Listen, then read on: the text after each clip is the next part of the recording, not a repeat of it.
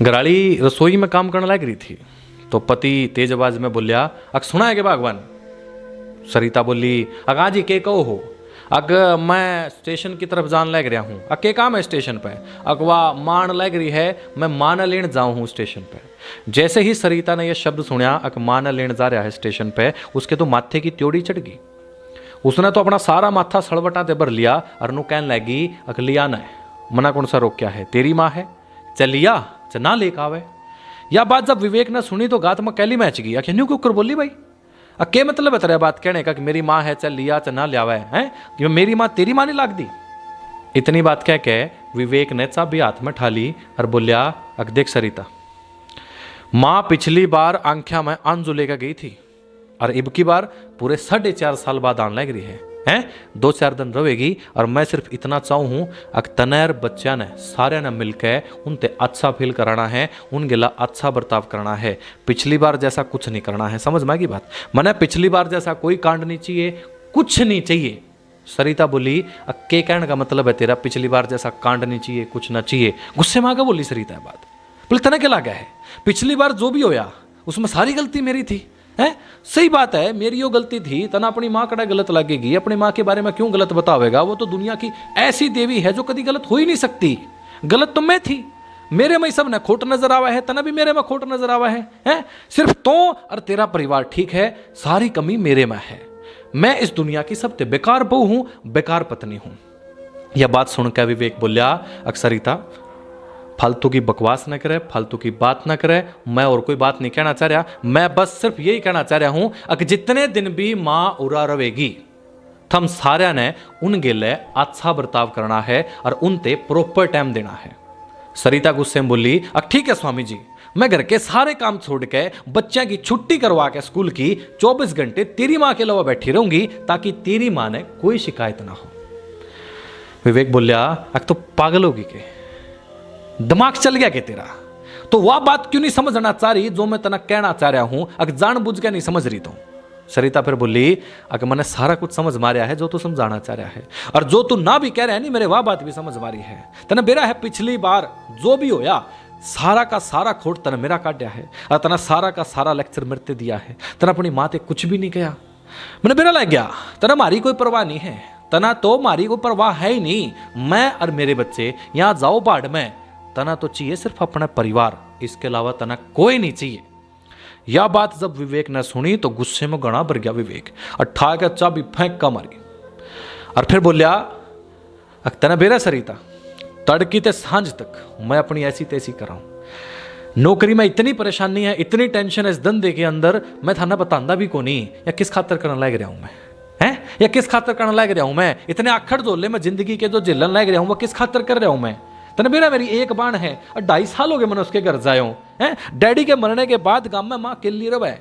कौन नहीं चाहता अपनी माँ के लाड लड़ाना? कौन नहीं चाहता अगर माँ उसके लाड लड़ावा है? मैं बस अपनी माँ ने गांव में इसलिए रखूं ताकि तेरी जिंदगी डिस्टर्बेंस ना हो और तने कोई परेशानी ना हो, क्योंकि माँ के उरा आने पे तो बीमार रहने लग जा है, तो नौटंकी करने लग जा है, तो दुखी जी करने लग जा है, घर का माहौल खराब हुआ है। घर का माहौल खराब ना हो, मैं बस इसलिए माँ ने 4-4 साल अपने ते दूर रखू हूँ। तो कहना अकमना मेरा परिवार चाहिए। ए बेवकूफ ए लगाई तना क्यों कर समझाऊं मैं? अकजोन से बड़े भाई ने आथा में मैं शहर में बैठाया बसाया, इस काबिल बनाया, तेरा भरण पोषण करने लग रहा हूं, और उस भाई की डेथ के बाद कभी उसके बच्चे दे 2 पैसा का सहारा नहीं ला पाया मैं। और तनु कह अकमना मेरे परिवार वाले चाहिए। माँ के गिले तना किसा सलूक कराया था, तना क्या लगा मैंने बेरा नहीं?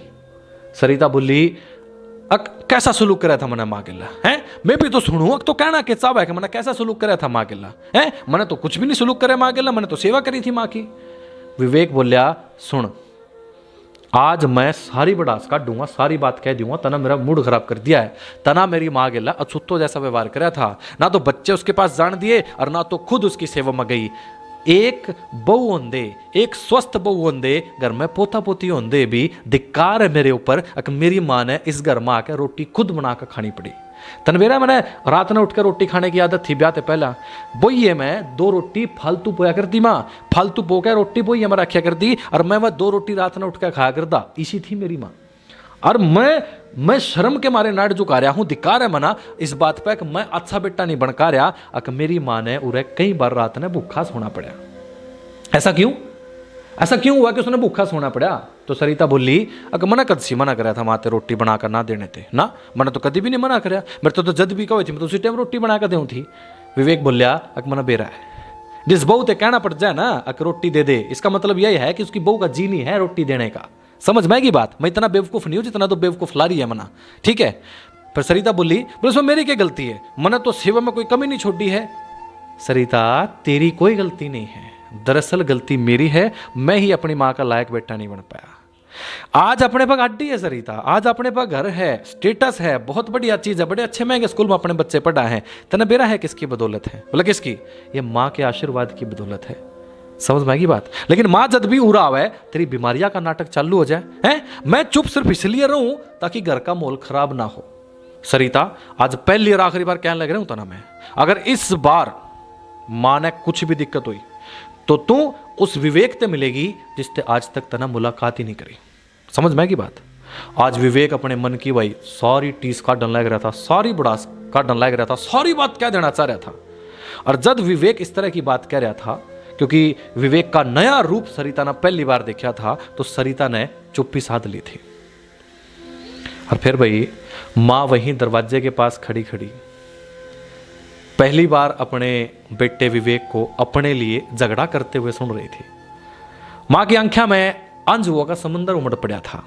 माँ ने खुद को समझाते हुए संभालते हुए दरवाजा खटखटाया तो देखा अब पूरे घर में अजीब सा सन्नाटा पसर रहा है। विवेक ने अपने विवेक ते सब कुछ बदल कर धर दिया था। और आज माँ ने पहली बार लग रहा था कि मैं अपने बेटे के घर आई हूं। बड़े शहर में रहने वाले मेरे एक दोस्त के जीवन की असली घटना थी। आपको तो बस कमेंट बॉक्स में इतना बताना है कि क्या विवेक का व्यवहार ठीक था या सरिता का व्यवहार कैसा था, और आपको इस कहानी से क्या शिक्षा मिलती है। उम्मीद है कि आपको हमारे द्वारा बताई गई कहानियाँ बहुत अच्छी लगती हैं और आपके ज़िंदगी के अंदर कोई ना कोई वैल्यू ऐड करती हैं। और हमें भी बड़ी खुशी होती है आप लोगों के कमेंट्स देख करके। एक एक कमेंट मैं पढ़ता हूं, हालांकि सबका जवाब नहीं दे पाता हूं, थोड़ा सा समय का अभाव रहता है, लेकिन इसका मतलब ये नहीं है कि कमेंट्स नहीं पढ़ता। एक एक कमेंट को पढ़ता हूँ और उनको लाइक और लव रिएक्शन भी देता हूँ। जो कमेंट मुझे बहुत अच्छा लगता है लव रिएक्शन देता हूँ, और जो कमेंट मेरे लिए आता है उसको मैं स्वीकार करता हूँ लाइक बटन पे टुचुक ऐसा क्लिक करके। दोस्तों, इसके अलावा एक और सूचना है, ऊपर एक चैनल है, यूट्यूब चैनल है अपना, उसका लिंक है फीड फॉर माइंड के नाम से ही है, उसको भी सब्सक्राइब करना मत भूलें। और इसके अलावा अगर आपके जीवन की है कोई असली घटना, सच्ची घटना, एक ऐसी घटना जो दूसरों के जीवन को प्रेरणा देती है, तो स्क्रीन पर दिए गए कॉन्टैक्ट नंबर पर संपर्क करके आप वो अपनी कहानी हमें भेज सकते हैं या फिर हमें सुना सकते हैं। फिर आपकी कहानी बनेगी दूसरों के जीवन के लिए प्रेरणा। राम राम।